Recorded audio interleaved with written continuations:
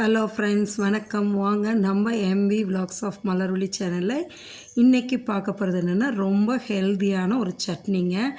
பிரேக்ஃபாஸ்ட்டுக்கும் சரி, டின்னருக்கும் சரி நீங்கள் இந்த சட்னி யூஸ் பண்ணலாம். இல்லை லஞ்சுக்கு கெட்டியாக அரைச்சிங்கன்னா துவையலாக யூஸ் பண்ணலாம். வாங்க என்ன சட்னி எப்படி செய்கிறோன்னு பார்க்கலாம் வாங்க. பாருங்கள், ஒரு வானல் எடுத்து வச்சுட்டு ஒரு 2 ஸ்பூன் எண்ணெய் ஊற்றிக்கலாங்க. ஊற்றி 3 பூண்டு பல், 3 காஞ்ச மிளகாய் போட்டிருக்கேங்க. அதோட ஒரு துண்டு இஞ்சி, 2 பச்சை மிளகாங்க போடணும். பச்சை மிளகாயும் காஞ்ச மிளகாயும் போட்டு சேர்த்து அரைக்கும் போது டேஸ்ட் நல்லாயிருக்கும். ஒரு பெரிய வெங்காயம் நறுக்கி போட்டிருக்கேங்க. இதை அப்படியே பொறுமையாக வதக்கி எடுங்க. இதை வதக்கிக்கிட்டு ஒரு தக்காளி நல்லா கழுவி உள்ளே இருக்க தண்டு பகுதியெல்லாம் எடுத்துகிட்டு அதையும் நறுக்கி போட்டுக்குங்க.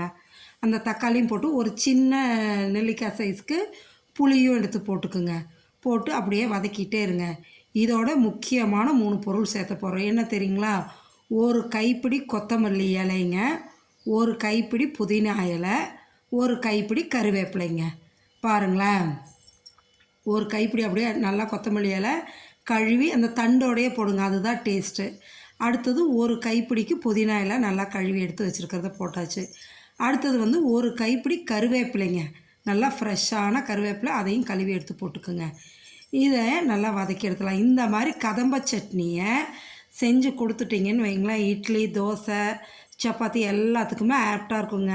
நீங்கள் பிரேக்ஃபாஸ்ட்டுக்கோ டின்னருக்கோ எதுக்கு வேணாலும் யூஸ் பண்ணலாம் சட்னி.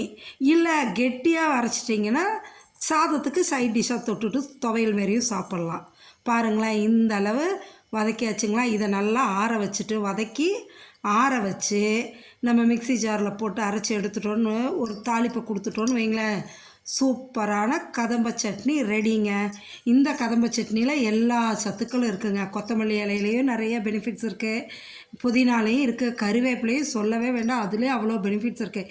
இது எல்லாமே ஒன்று சேர்ந்து அதோட பூண்டு, இஞ்சி, தக்காளி எல்லாத்துலேயுமே எல்லா பெனிஃபிட்ஸும் இருக்குதுங்க. தேவையான அளவு உப்பு போட்டு அரைச்சி நீங்களும் செஞ்சு சாப்பிட்டு பார்த்துட்டு எப்படி இருக்குன்னு சொல்லுங்கள். Thank you friends.